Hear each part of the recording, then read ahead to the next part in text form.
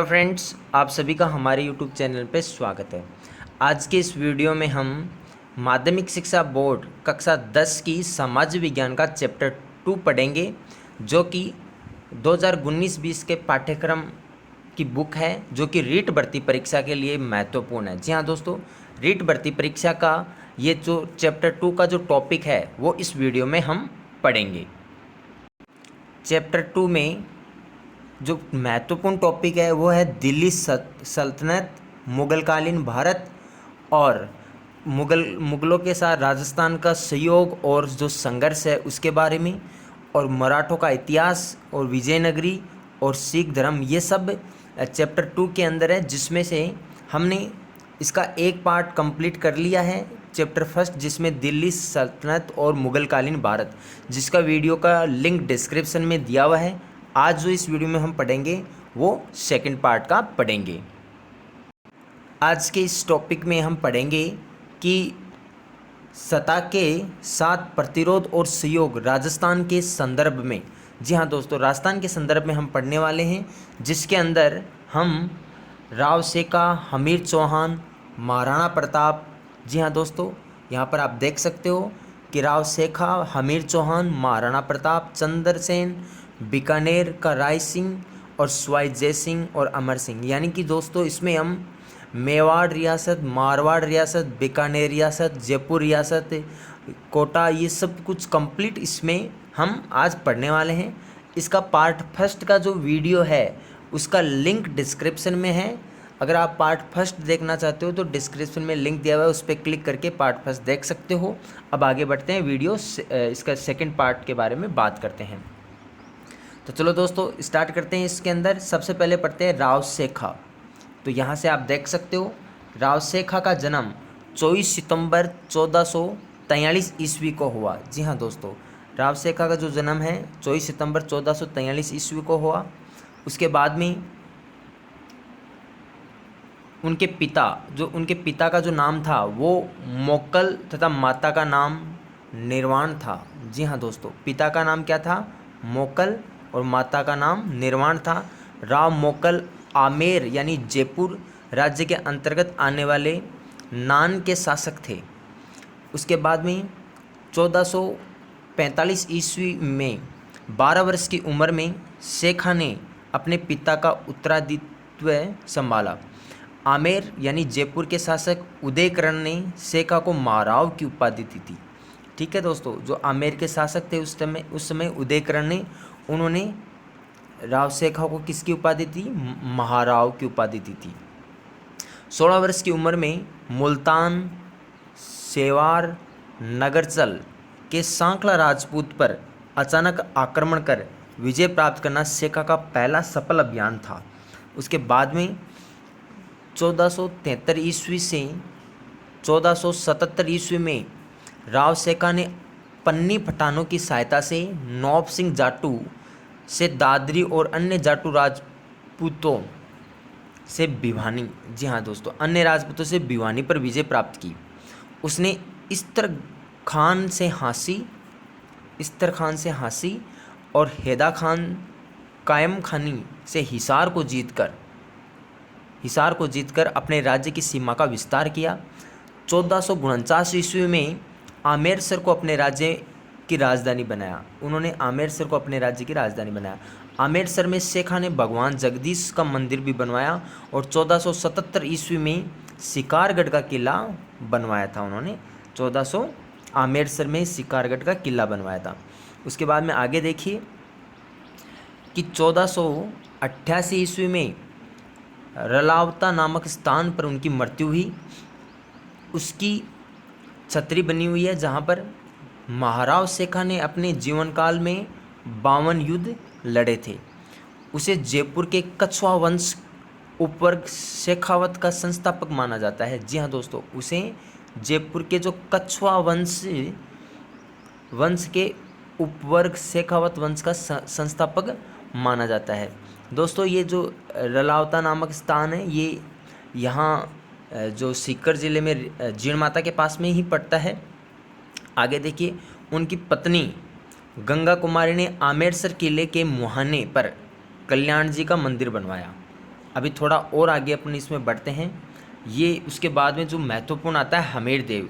तो दोस्तों यहाँ से आपका इम्पोर्टेंट पार्ट स्टार्ट हो जाता है।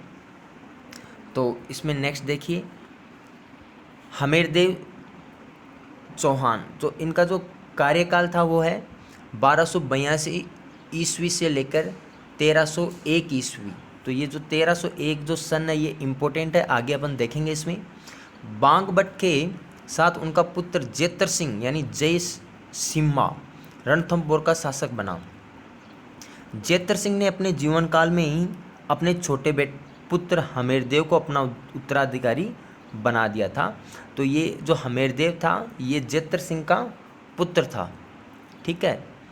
और 1282 ईस्वी में उनका राज्यारोहण कर दिया, राज्याभिषेक कर दिया। हमीरदेव ने सिंहासन पर बैठते ही दिग्विजय की नीति अपनाई थी। जी हाँ दोस्तों, दिग्विजय की नीति का मतलब सामने से आक्रमण करके। उसने भीमसर के राजा अर्जुन को पराजित करके मांडलगढ़ से कर वसूल किया। उसके बाद में दक्षिण के परमार शासक भोज को पराजित करके उत्तर की ओर चित्तौड़, आबू, वर्धनपुर यानी काठियावाड़ और पुष्कर चंपा होते हुए वापस रणथंभौर पहुंच गए थे। रणथंभौर पहुंचकर विजय के उपलक्ष्य में उसने कोटि जैन यज्ञ का आयोजन किया। हमीर ने 17 युद्ध लड़े। ये दोस्तों एक बहुत ही महत्वपूर्ण इतिहास के अंदर बात है। 17 युद्ध लड़े, जिनमें से 16 युद्ध में वे विजय रहे थे, यानी अंतिम युद्ध में उनकी पराजय हुई थी।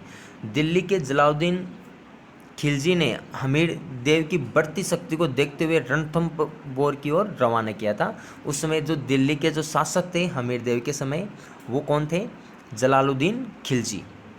जलालुद्दीन फिरोज खिलजी ने जाहिन से रणथंभौर की ओर बढ़कर दुर्ग की घेराबंदी कर ली थी और काफ़ी दिनों के प्रयास के बाद सुल्तान को सफलता नहीं मिली तो घेरा उठाने का निर्णय लिया।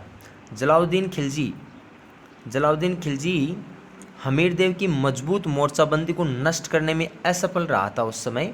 और उसके बाद में जून 1291 ईस्वी में सुल्तान रणथंभौर दुर्ग से वापस जो घेराबंदी थी उसको हटाकर वापस दिल्ली की तरफ चले गए थे।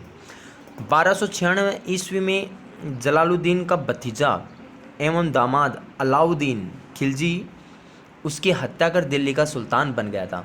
तो उसके बाद में जो दिल्ली का जो सुल्तान बना था वो कौन बना था? अलाउद्दीन खिलजी।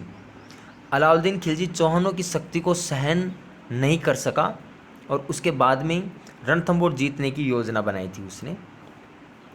और उसी समय उसे दुर्ग पर आक्रमण करने का बहाना भी मिल गया। हमीर महाकाव्य के अनुसार यह बहाना हमीर द्वारा अलाउद्दीन के बागी मंगोल मोहम्मद शाह को शरण देना था। यानी कि उस समय हमीर देव ने क्या किया, अलाउद्दीन जो था उसका बागी मंगोल मोहम्मद शाह यानी कि इनके खिलाफत करके ये मोहम्मद शाह को उसने उस समय हमीर देव ने क्या कर ली थी? शरण दे दी थी, जिसकी वजह से उन्होंने अलाउद्दीन ने इनके ऊपर आक्रमण करने का बहाना भी मिल गया था। साथ में मंगोल सेनापति मोहम्मद शाह है और केहबरू ने लूट का माल लेकर अलाउद्दीन की सेना से बगावत करके हमीर के पास शरण ली थी उस समय। उसके बाद में हमीर ने अपनी शरण में आए हुए व्यक्ति को देने से मना कर दिया था। तो हमीर देव के मना करने पर जो अलाउद्दीन था उसने क्या किया, रणथंभौर पर आक्रमण कर दिया था। तो उस समय हमीर ने अपनी शरण में आए हुए व्यक्ति को देने से साफ इनकार कर दिया। अलाउद्दीन ने क्रोधित होकर रणथंभौर पर आक्रमण करने का आदेश दे दिया। उसके बाद में अलाउद्दीन खिलजी ने 1299 ईस्वी के अंत में उलूक खां और नुसरत खां के नेतृत्व में एक शाही सेना को रणथंभौर दुर्ग पर आक्रमण करने के लिए भेजा था। किसको भेजा था? अलाउद्दीन खिलजी ने रणथंभौर पर आक्रमण करने के लिए किसके नेतृत्व में सेना भेजी थी? तो एक तो था उलूक खां और दूसरा था कौन? नुसरत खां। इनके नेतृत्व में सेना भेजी थी। शाही सेना ने रणथंभौर के मार्ग की कुंजी कहलाने वाले जाहिन पर आक्रमण किया। हमीरदेव उस समय कौटिन्य यज्ञ को समाप्त कर मौन व्रत धारण किए हुए थे। हमीर ने अपने 2 सैनिक अधिकारियों भीम सिंह और धर्म सिंह को शत्रु का मुकाबला करने के लिए भेजा।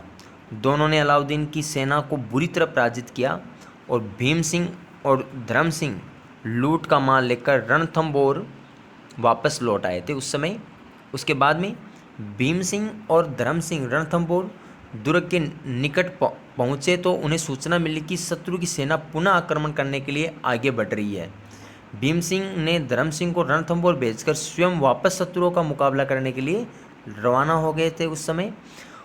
इस बार उलूग खान ने राजपूतों की सेना को पराजित कर दिया था, जिसे भीम सिंह लड़ते हुए मारा गया और उलूग खां रणथंबोर की ओर आगे बढ़कर वापस दिल्ली लौट गया। उसके बाद में आगे देखिए, इसके बाद अलाउद्दीन खिलजी ने एक बड़ी सेना के साथ उलूग खां और नुसरत खां को पुनः यानी कि दोबारा रणथंबोर पर आक्रमण करने के लिए भेजा। सेना ने रणथंबोर दुर्ग की घेराबंदी कर उसकी प्राचीर को तोड़ना शुरू कर दिया था। तभी दुर्ग से आए हुए एक गोले से नुसरत खां की मृत्यु हो गई थी, यानी दुर्ग से गोले भी बरसाए जा रहे थे। इसका पता तुर्की सेना को चला तो तुर्की सेना वहाँ से भागने लगी। ये देखकर उलूग खां ने अपने भाई अलाउद्दीन खिलजी के पास नुसरत खां की मृत्यु तथा सेना की वापसी का समाचार भेजकर अधिक यानी कि और अधिक सेना यानी और अधिक सहायता मंगवाने के लिए बोल दिया था, अनुरोध किया था। उसके बाद में देखिए, उसके बाद जैसे ही अलाउद्दीन के पास ये संदेश पहुंचा तो अलाउद्दीन ने स्थिति की गंभीरता को देखते हुए एक विशाल सेना के साथ दिल्ली से रणथंबोर की ओर स्वयं ही रवाना हो गए। दुर्ग पर घेरा डाला गया। ये घेरा काफ़ी दिनों तक चला। जब वर्षा ऋतु निकट आने लगी और दिल्ली एवं अवध में भयंकर विद्रोह उत्पन्न होने की सूचना सुल्तान को मिलने लगी तो वह काफ़ी चिंतित हो गए। उसने छल कपट का सहारा लेकर रणथंबोर दुर्ग को विजय करने का निश्चय किया था। अलाउद्दीन ने हमीर को एक संदेश भिजवाया और संदेश भिजवाकर उसने संधि करना चाहा। हमीर ने अपने 2 सेनापति, तो एक तो रणमल था और दूसरा रतिपाल को संधि करने के लिए शाही शिविर के लिए रवाना किया। सुल्तान ने रणमल और रतिपाल को दुर्ग का लालच देते हुए अपनी ओर मिला लिया। तो ये दोस्तों एक अपने आप में राजद्रोह किया था उस समय, तो उसकी वजह से अलाउद्दीन ने रणथंबोर दुर्ग को जीत लिया। इन दोनों सेनानायकों ने विश्वासघात के कारण दुर्ग के गुप्त मार्ग का पता तुर्कों को बता दिया और गुप्त मार्ग से तुर्की सेना दुर्ग में पहुंच चुकी थी। तो उस समय एक तो रणमल था और एक रतिपाल था, इन दोनों ने ही हमीरदेव के साथ धोखा किया था। तो ये भी अपने आप में एक इम्पोर्टेंट क्वेश्चन है। इतिहासकारों के अनुसार मुसलमानों के द्वारा 1 वर्ष लंबी घेराबंदी के कारण दुर्ग के भीतर खाद्य सामग्री का भयंकर अभाव हो गया था। ऐसी स्थिति में हमीर ने दुर्ग में बंद रहना उचित न समझकर आक्रमण करने का निश्चय किया। आक्रमण करने से पूर्व राजपूत स्त्रियों ने हमीर की रानी रंगदेवी और उसकी पुत्री पद्मला के नेतृत्व में जलजोहर किया था। तो दोस्तों ये भी एक इम्पोर्टेंट क्वेश्चन है उस समय, यानी कि आक्रमण करने से पूर्व ही राजपूत स्त्रियों ने, जिनमें हमीरदेव की जो रानी थी उसका नाम रंगदेवी और उसकी जो पुत्री का नाम था पद्मला के नेतृत्व में जलजोहर किया था। यानी जलजोहर, तो ये इम्पोर्टेंट क्वेश्चन है कि जलजोहर कहाँ किया गया था? रणथंबोर दुर्ग, यानी जल के अंदर कूदकर और अपनी जान दे दी थी उस समय। उसके बाद राजपूत सैनिकों ने केसरिया वस्त्र धारण कर दुर्ग के फाटक खोल दिए थे। यानी कि उस समय उन्होंने केसरिया पगड़ी थी, वो वस्त्र धारण करके और युद्ध के अंदर लड़ाई करने के लिए आ गए थे। दोनों पक्षों में जमकर युद्ध हुआ, जिसमें हमीर वीरतापूर्वक लड़ता हुआ मारा गया। यानी कि इस युद्ध में हमीरदेव की मृत्यु हो चुकी थी। यानी कि 11 जुलाई और 1301 ईस्वी में रणथंबोर दुर्ग पर अलाउद्दीन खिलजी का शासन स्थापित हो गया था। और जो रणथंबोर दुर्ग पर विजय प्राप्त की थी अलाउद्दीन ने, वो रणमल और रतिपाल, ये जो उनके अमीर देव के जो सैनिक थे, तो उनके विश्वासघात करने की वजह से उन्होंने विजय प्राप्त कर ली थी। और रणथंभौर दुर्ग में ही इस समय यानी कि जलजोहर हुआ था। हमीर ने विश्वासघाती सैनिक नायकों रणमल और रत्तिपाल को अलाउद्दीन खिलजी ने यह कहते हुए अपने सर्वधर्मी राजा के प्रति निष्ठावान नहीं रह सके और उसने भविष्य में स्वामी भक्ति की आशा कैसे की जा सकती है, दोनों को मरवा दिया। यानी कि उसके बाद में क्या हुआ कि अलाउद्दीन जो खिलजी था उसने ये कहते हुए दोनों को मरवा दिया था कि ये अगर अपने स्वामी के प्रति निष्ठावान नहीं है तो ये मेरे प्रति क्या रहेंगे, और दोनों को मरवा दिया। यानी कि जो दुर्ग था वो भी उनको नहीं दिया। रणथंभौर के युद्ध में अलाउद्दीन खिलजी के साथ अमीर खुसरो नामक विद्वान भी था। यानी कि जो रणथंभौर उस समय अमीर खुसरो विद्वान था, हमीर हट के लिए विश्व में प्रसिद्ध हुआ। यानी कि हमीर हट के लिए विश्व में प्रसिद्ध हुआ था, जिसने अपनी शरण में आए हुए व्यक्तियों को नहीं लौटाया, चाहे उसके लिए उसने अपने पूरे परिवार की ही बलि क्यों न देनी पड़ जाए। और हमीर के बारे में एक काव्य भी लिखा गया था, तो जो इस प्रकार से है, ये बहुत ही प्रसिद्ध है। सिंह सवन सतपुरुष वचन कदली फलत इकबार, त्रिया तेल हमीर हट चढ़े न दूजी बार। तो ये एक बहुत ही महत्वपूर्ण वाक्य हमीर देव के संबंध में चलता है कि तिरिया तेल और हमीर हट दूसरी बार प्रयोग में नहीं लिए जाते। यानी हमीर हट जो एक बार उन्होंने ठान लिया वो फिर कभी नहीं बदल सकते। तो नेक्स्ट देखिए, हमीर ने अपने पिता जय सिंह के 32 वर्ष के शासन की याद में रणथंभौर दुर्ग में 32 खंभों की छतरी बनवाई, जिसे न्याय की छतरी भी कहा जाता है। हमीर देव ने अपनी पुत्री पद्मला के नाम पर पद्मला तालाब का निर्माण भी करवाया था। हमीर के दरबार में बीजादित्य नामक कवि रहता था। बीजादित्य हमीर के मृत्यु के साथ ही रणथंभौर के चौहानों की शाखा समाप्त हो गई थी।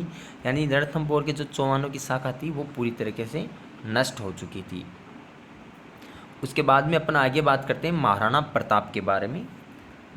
तो महाराणा प्रताप का जो शासनकाल था वो आप यहाँ पर देख सकते हो। उनका जो शासनकाल माना जाता है 1572 ईस्वी से 1597 ईस्वी तक। महाराणा प्रताप का जन्म, तो दोस्तों महाराणा प्रताप के बारे में इनके जन्म तारीख ये सभी महत्वपूर्ण है, तो इसको आप ध्यान से देखिए। महाराणा प्रताप का जन्म विक्रम संवत 1597 ज्येष्ठ शुक्ल तृतीया यानी कि रविवार को 9 मई 1540 को हुआ। तो ये जो डेट है 9 मई 1540, ये हमें विशेष तौर से ध्यान रखनी है। 9 मई 1540 को महाराणा प्रताप का जन्म कौन से किले में हुआ? कुंभलगढ़ दुर्ग में उनका जन्म हुआ। कुंभलगढ़ के अंदर ही एक छोटा दुर्ग और बना हुआ है, कटारगढ़ बोलते हैं जिसे, एक महल है कटारगढ़, और बादल महल में हुआ। कटारगढ़ के अंदर बादल महल में हुआ। महाराणा प्रताप उदय सिंह का ज्येष्ठ पुत्र था। ठीक है, महाराणा प्रताप कौन था? उदय सिंह का ज्येष्ठ पुत्र था। उनकी माता का नाम जयवंताबाई जो कि पाली नरेश अखेराज सोनगरा चौहान की पुत्री थी। महाराणा प्रताप का बचपन कुंभलगढ़ दुर्ग में ही व्यतीत हुआ। महाराणा प्रताप का विवाह 1557 यानी 1557 ईस्वी में अजबदेव पवार के साथ हुआ।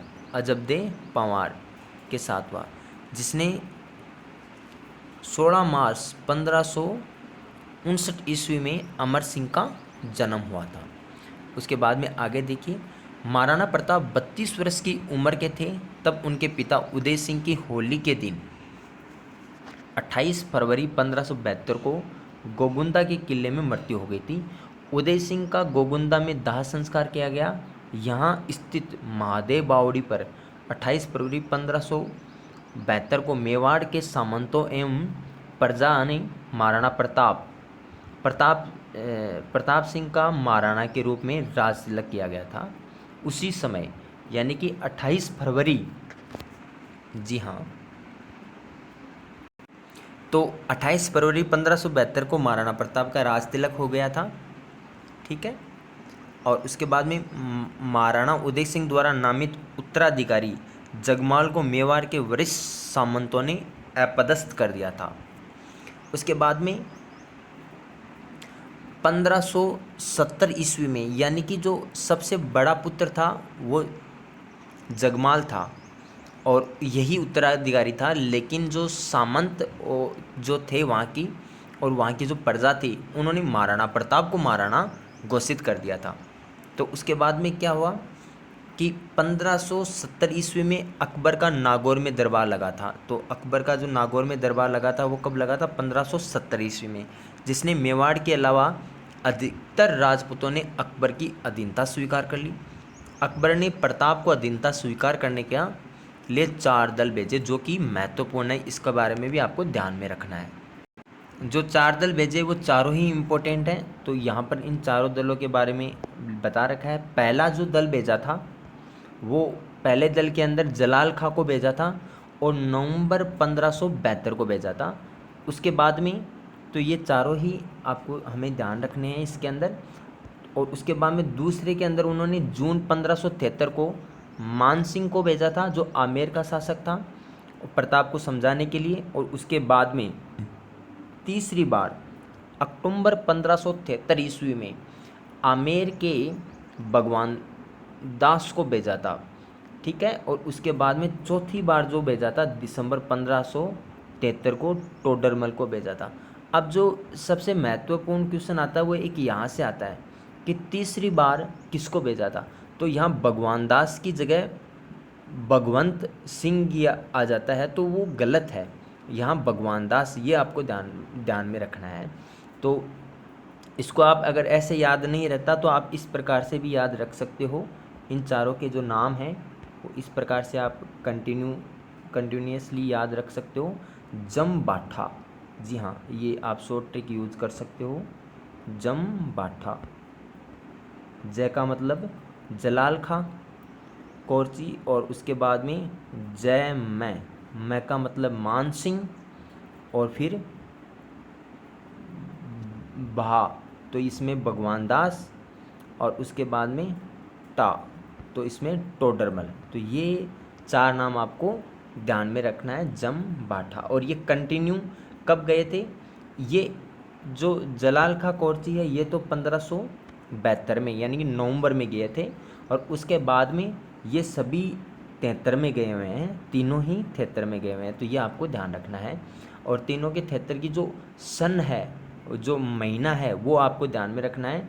ये जो पहला गया था ये नवंबर में गया था, जो पहला गया था, तो ये आपको इसमें ध्यान रखना है, यानी कि नवंबर 11वें माह के अंदर, ठीक है, ये हमें ध्यान रखना है। उसके बाद में जो नेक्स्ट दूसरी बार गए थे वो जून में गए थे, यानी कि 6th माह में गए थे, ठीक है। तो इसका हमें 6th माह का ध्यान रखना है। और जो तीसरी बार गए थे तो वो अक्टूबर में गए थे, यानी कि 10वें माह में गए थे, है ना, ठीक है। तो ये हमें ध्यान रखना है। और उसके बाद में जो चौथी बार गए थे वो दिसंबर में गए थे, ठीक है, दिसंबर यानी 12वें माह में गए थे। तो ये इस प्रकार से इनके महीनों के बारे में हमें ध्यान रखना है। तो आप स्पेशली ये चीज़ें ध्यान में रखना। और उसके बाद में नेक्स्ट देखें, इसमें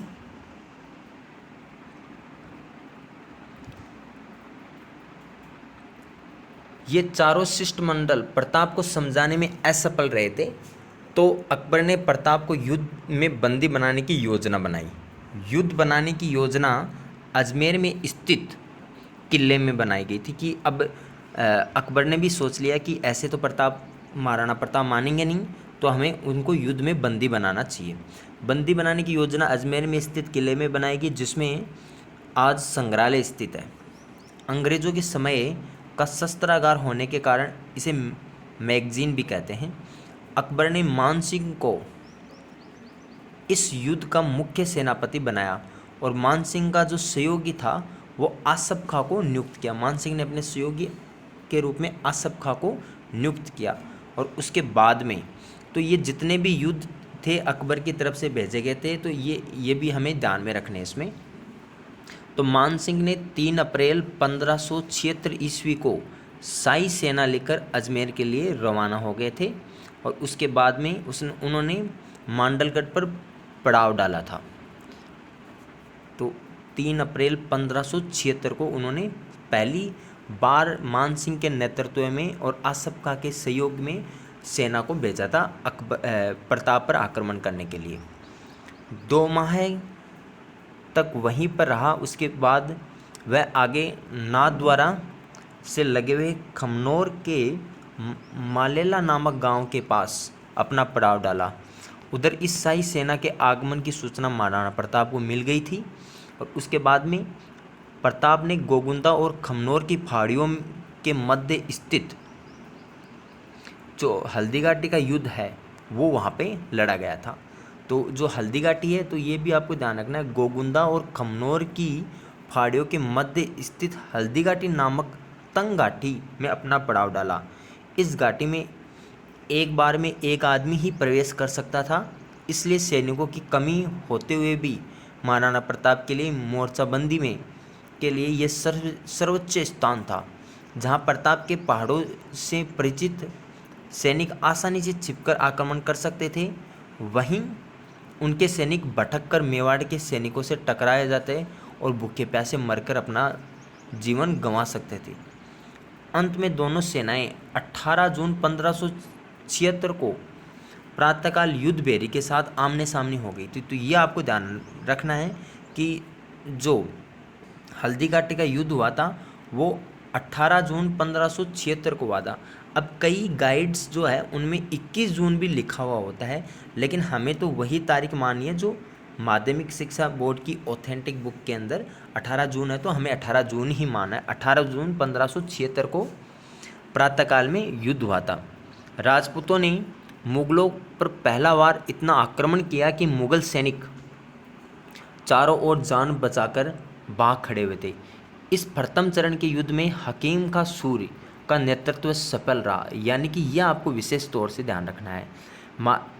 जो अकबर की सेना थी उसका नेतृत्व मान सिंह और आसफ खां कर रहे थे, जबकि महाराणा प्रताप की जो सेना थी उसका नेतृत्व हकीम का सूर पठान कर रहे थे। तो ये हमें विशेष तौर से और इम्पोर्टेंट क्वेश्चन भी बनता है कि महाराणा प्रताप की सेना का जो अग्रिम पंक्ति था उसका संचालन कौन कर रहे थे, तो हकीम का सूर नेतृत्व कर रहे थे। मुगल इतिहासकार बदायूनी जो कि मुगल सेना के साथ था, उस समय जो मुगल इतिहासकार था बदायूनी जो मुगल सेना के साथ था, वह उस समय युद्ध से भाग खड़ा हुआ।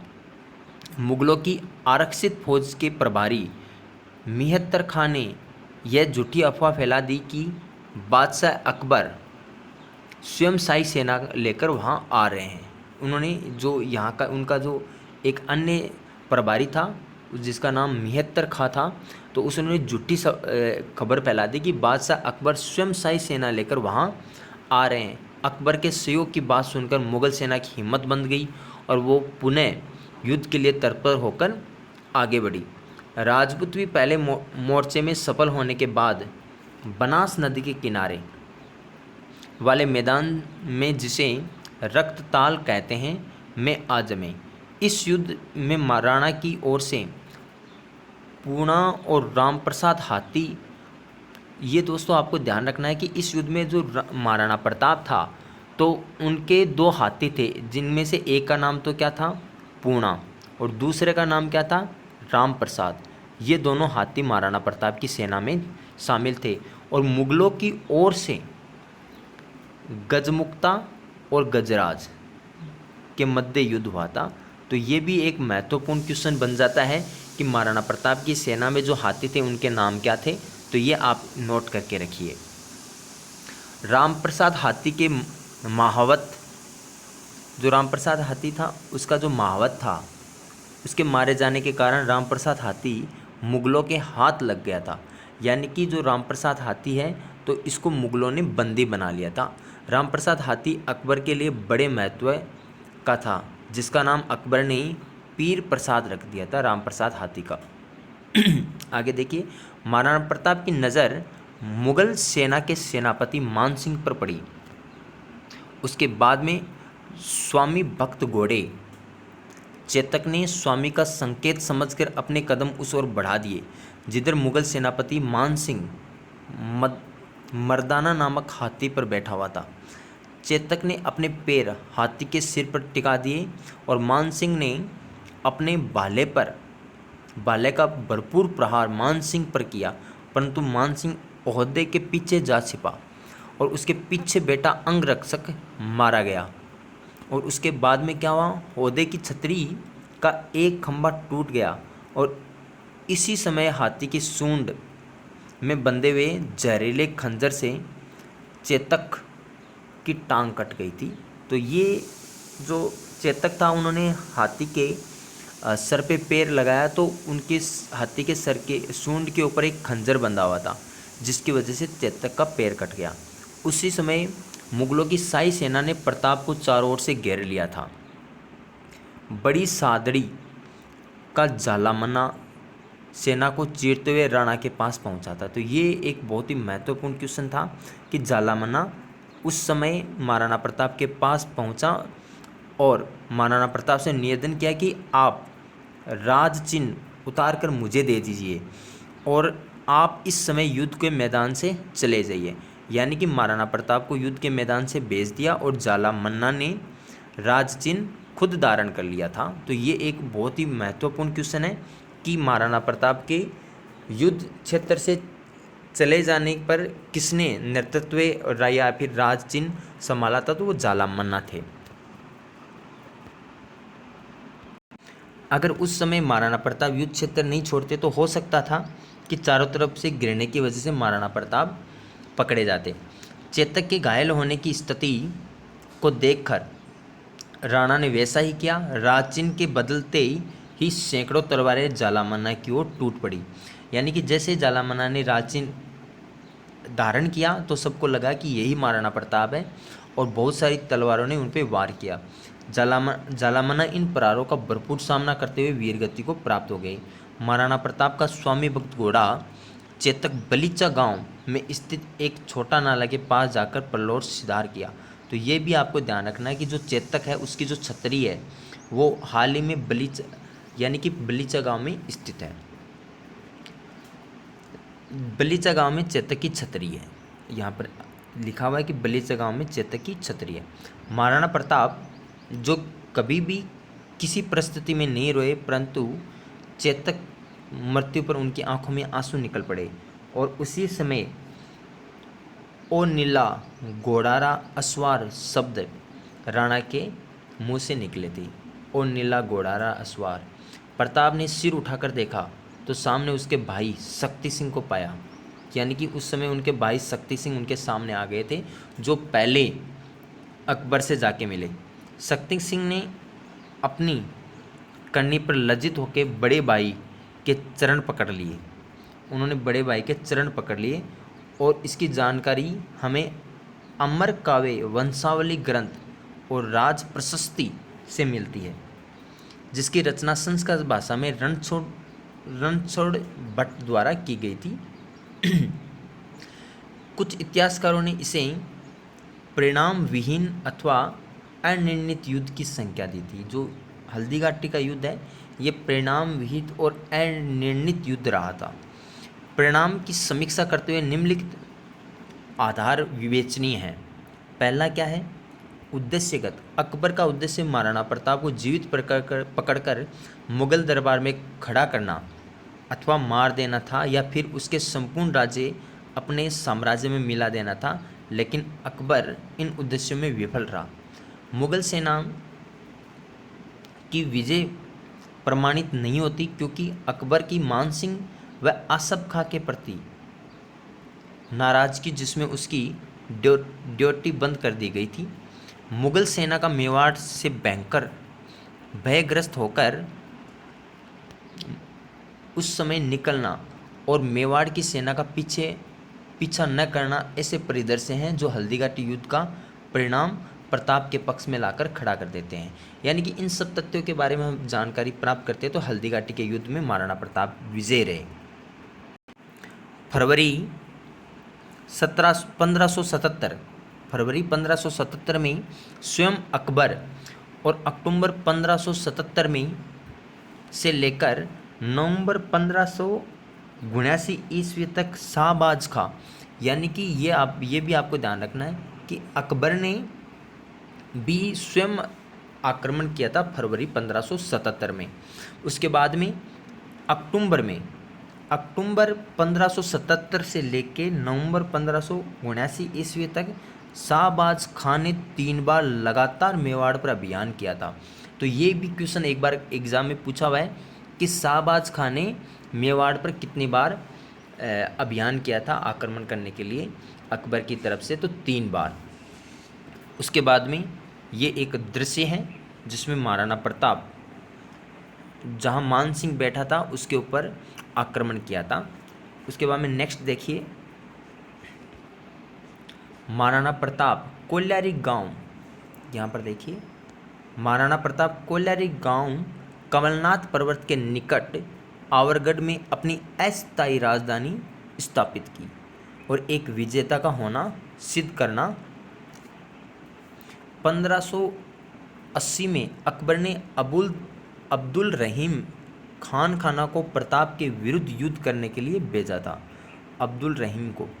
अब्दुल रहीम खान खाना के साथ उसका परिवार भी आया था, जिसे उसने शेरपुर में छोड़ दिया था। महाराणा प्रताप के पुत्र अमर सिंह ने मौका पाकर शेरपुर पर आक्रमण कर अब्दुल रहीम खान खाना के परिवार को बंदी बना लिया और महाराणा प्रताप इससे नाराज़ हुए और उन्होंने अमर सिंह को अब्दुल रहीम खान खाने के परिवार को सम्मानपूर्वक वापस छोड़कर आने को कहा। कुंभलगढ़ से 50 किलोमीटर दूर उत्तर पूर्व में मेरवाड़ा नामक सीमावर्ती क्षेत्र था। ये मुगलों का मुख्य थाना था। प्रताप ने अमर सिंह के साथ इस पर दावा बोल दिया और दिवेर की संपूर्ण घाटी पर प्रताप का पुनः अधिकार हो गया था। मुगल सम्राट अकबर ने 5 दिसंबर 1584 को आमेर के राजा बहरमल के छोटे पुत्र जगन्नाथ कछुआ को प्रताप के विरुद्ध भेजा था। तो 1584 को जो बहरमल के छोटे पुत्र हैं जगन्नाथ कछुआ को प्रताप के विरुद्ध भेजा। जगन्नाथ कछुआ को भी सफलता नहीं मिली, अपितु उसकी भी मांडलगढ़ में मृत्यु हो गई थी, जहां पर महाराणा प्रताप ने बदला लेने के लिए आमेर के क्षेत्र पर आक्रमण कर मालपुर को लूटा और जालरा तालाब के निकट शिव मंदिर नीलकंठ महादेव का निर्माण करवाया था उन्होंने। इस विजय के पश्चात महाराणा प्रताप ने 1585 ईस्वी के लगभग मेवाड़ के पश्चिमी दक्षिणी भाग को, जो कि 56 के नाम से प्रसिद्ध है, 56 का मैदान के लूणा चावड़िया को पराजित कर चावंड को अपनी राजधानी बनाया था, आपातकालीन राजधानी बनाया था। तो ये भी एक इम्पोर्टेंट क्वेश्चन है कि उसके बाद में महाराणा प्रताप ने चावंड को अपनी राजधानी बनाया और चावंड 1585 ईस्वी से लगातार 28 वर्षों तक मेवाड़ की राजधानी रही, जो कि कई बार आरपीएससी की एग्ज़ाम में क्वेश्चन पूछा हुआ है कि चावंड कितने वर्षों तक मेवाड़ की राजधानी रही। तो ये 28 वर्षों तक मेवाड़ की राजधानी रही थी। तो ये एक महत्वपूर्ण क्वेश्चन है। आगे देखिए, यहीं पर महाराणा प्रताप ने चामुंडा माता का मंदिर बनवाया था। 1597 ईस्वी में धनुष की प्रचंडता चढ़ाते हुए महाराणा प्रताप को चोट लग गई थी, जिसके कारण उनकी 19 फरवरी 1597 को चावंड में मृत्यु हो गई। चावंड से 11 मील दूर बांडोली के निकट बहने वाले नाले के तट पर महाराणा प्रताप का दाह संस्कार किया और खेजड़ बांध के किनारे 8 खंभों की छतरी आज भी हमें उस महान योद्धा की याद दिलाती है। यानी कि महाराणा प्रताप की जो छतरी है वो बांडोली गांव में स्थित है, जहाँ पर खेजड़ बांध है, तो उसके पास में उनकी छतरी है। तो ये हमें अपन को ध्यान में रखना है। इसमें ध्यान रखने वाली बात यह है कि जो चेतक है उनकी जो छतरी है वो तो बलीचा गांव में, यानी कि आप वैसे समझ सकते हो कि घोड़ा बगीचे में ही चरता है। तो इस प्रकार से जो चेतक की जो छतरी है वो बलीचा गांव में है, जबकि महाराणा प्रताप की जो छतरी है वो बांडोली गांव में है। आप बांडोली गांव भी बोल सकते हो, बांडोली गांव के निकट जो खेजड़ बांध है वहाँ पर है। अब नेक्स्ट देखिए, इसमें ये महाराणा प्रताप की छतरी है जो 8 खंभों पर निर्मित है, और बांडोली यानी जो चावंड में पड़ता है वहाँ।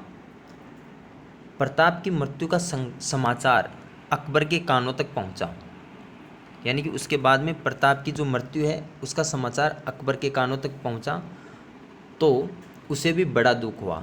इस स्थिति का वर्णन अकबर के दरबार में उपस्थित दुर्सा ओडा ने इस प्रकार किया कि अस लेगो अणदाग पाग लेगो अणनामी गहलोत राण जीती गयो दसन मुंद शरणा उसी निसास मुख मरिया नयन तो मृत साहे प्रताप सी। आज से यह है कि राणा प्रताप तेरी मृत्यु पर बादशाह ने दांत में जीभ चबाई और निश्वास से आंसू टपकाए, क्योंकि तूने अपने घोड़े को नहीं दगवाया, अपनी पगड़ी को नहीं झुकाया। वास्तव में तो सब तरह से जीत गया। विदेशी इतिहासकार कर्नल जेम्स डॉट ने हल्दीघाटी युद्ध को मेवाड़ की थर्मोपोली और दिवेर को मेवाड़ का मैराथन कहा।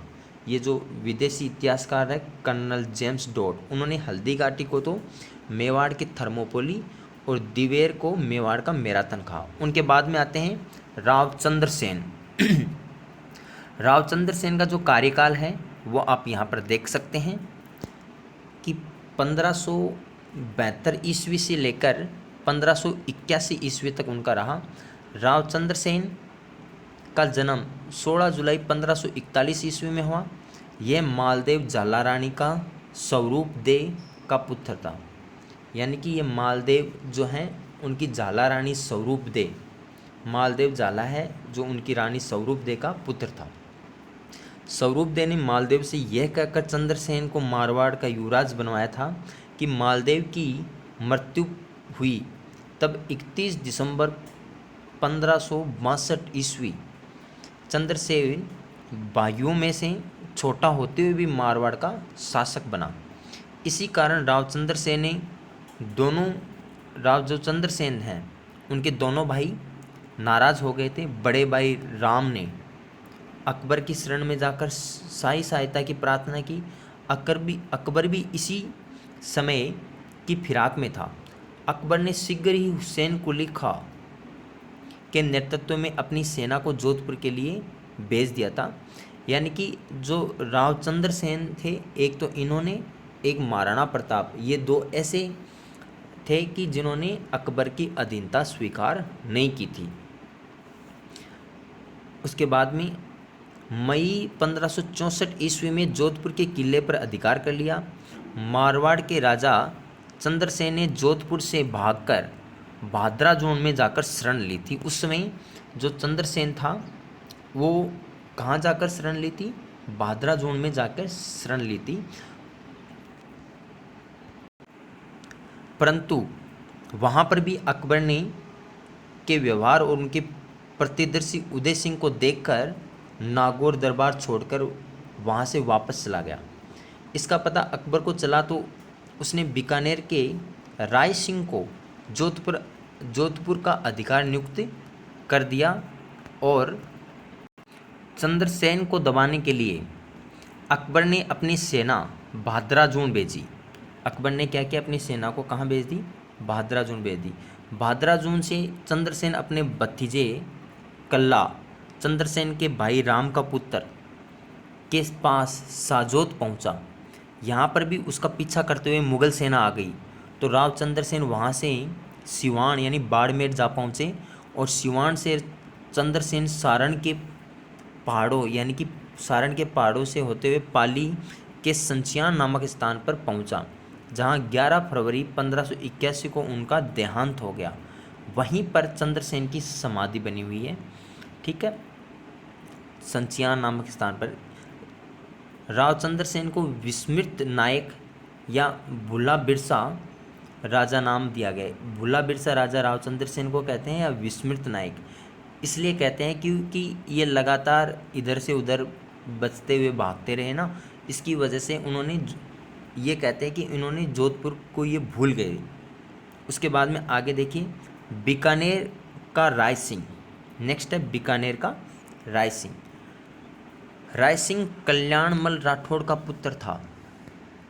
उसका जन्म 20 जुलाई 1541 ईस्वी को हुआ। 1570 ईस्वी में लगे नागौर दरबार में अकबर की शाही सेना में शामिल हो गया और शीघ्र ही अकबर का विश्वास पात्र बन गया था। तो अकबर के विश्वास पात्र में एक तो जयपुर रियासत और एक बीकानेर रियासत महत्वपूर्ण थे। तो राय सिंह अकबर का विश्वास पात्र बन गया। अकबर ने राय सिंह को सर्वप्रथम 1572 ईस्वी में जोधपुर का अधिकारी बनाया था। अकबर ने राय सिंह को 1572 में। राय सिंह के पिता कल्याणमल की 25 सितंबर 1574 को मृत्यु हो गई। होने के बाद राय सिंह बीकानेर का शासक बना। राय सिंह जब जोधपुर की व्यवस्था संभाल रहा था तभी इब्राहिम मिर्ज़ा ने नागौर में विद्रोह कर दिया और राय सिंह ने कठोली नाम गांव में उनका दमन कर दिया। सिरोही के देवड़ा सुल्तान व बीजा देवड़ा के मध्य अनबन हो गई। तब राय सिंह ने सिरोही पर आक्रमण करके बीजा को राज्य से बाहर निकाल दिया और आधा सिरोही मुगल सैनिकों के अधीन कर मेवाड़ से नाराज होकर आए महाराणा प्रताप के सौतेले भाई जगमाल को दे दिया था। उस समय सुल्तान ने मुगलों पर आक्रमण कर दिया और दोनों सेनाओं के मध्य 1583 ईस्वी में दंताली नामक स्थान पर युद्ध हुआ। दंताली के युद्ध में जगमाल की मृत्यु हो गई और सुल्तान ने सिरोही पर वापस अपना अधिकार कर लिया। अकबर ने राय सिंह से प्रसन्न होकर 1593 ईस्वी में जूनागढ़ प्रदेश दे दिया। तो जो राय सिंह है उनको अकबर ने जूनागढ़ प्रदेश उपहार में दिया। उसने उसे 1604 ईस्वी में शमशाबाद तथा नूपुर की जागीर और राय की उपाधि दी थी। राय सिंह ने 1589 से 1594 ईस्वी के मध्य अपने प्रधानमंत्री करमचंद की जूनागढ़ यानी कि बीकानेर का निर्माण करवाया था। जूनागढ़ ये जो बीकानेर में है का निर्माण करवाया। वहाँ एक प्रशस्ति लगवाई जिसे राज सिंह प्रशस्ति कहते हैं। तो ये अपने जो प्रधानमंत्री था इनका राय सिंह का करमचंद उनके नेतृत्व में। राय सिंह साहित्यकार भी था। उसने राय सिंह महोत्सव, वैदिक वंशावली, ज्योतिष रत्नमाला, ज्योतिष ग्रंथों की भाषा पर बोधिनी नामक टीका लिखी थी। करमचंद्रोवंशी कीर्तनम महाकाव्य ग्रंथ में राय सिंह को राजेंद्र के नाम से पुकारा गया है। राय सिंह के शासनकाल में बीकानेर में अकाल पड़ा था और राय सिंह ने जगह जगह सदाव्रत खोले और पशुओं के लिए चारे की व्यवस्था भी की थी। बीकानेरी चित्रकला की शुरुआत राय सिंह के शासनकाल में ही मानी जाती है। बीकानेरी जो चित्रकला है उसकी शुरुआत राय सिंह के शासनकाल से ही मानी जाती है। राय सिंह की मृत्यु दक्षिण भारत में एक स्थान बुरहानपुर में 21 जनवरी 1612 ईस्वी को हुई। राय सिंह ने दक्षिण भारत में एक स्थान पर रेगिस्तान के फोग नामक झाड़ी को देखकर वह लिपट गया और कहा, यानी कि जो झाड़ी थी रेगिस्तान में जैसी झाड़ियाँ पाई जाती है फोग, तो उन्होंने वहाँ पर भी ऐसी एक झाड़ी देखी और कहा, तू से देसी रुकड़ा महे परदेसी लोग, माणे अकबर तेड़िया क्यों तू आयो फौज। अर्थात तू देसी पौधा है, मैं परदेसी व्यक्ति हूँ, मुझे तो अकबर ने यहाँ ज़बरदस्ती भेजा है, पर हे भोग तू यहाँ क्यों आया है। दोस्तों ये थे राय सिंह। उसके बाद में आते हैं, ये थे महाराणा जय सिंह के बारे में अपन अब नेक्स्ट बात करते हैं। राय सिंह के बारे में कंप्लीट हो गया, इनके बारे में हम नेक्स्ट वीडियो में पढ़ेंगे। Thank you. अगर वीडियो अच्छा लगा तो चैनल को सब्सक्राइब करना बिल्कुल ना भूलें।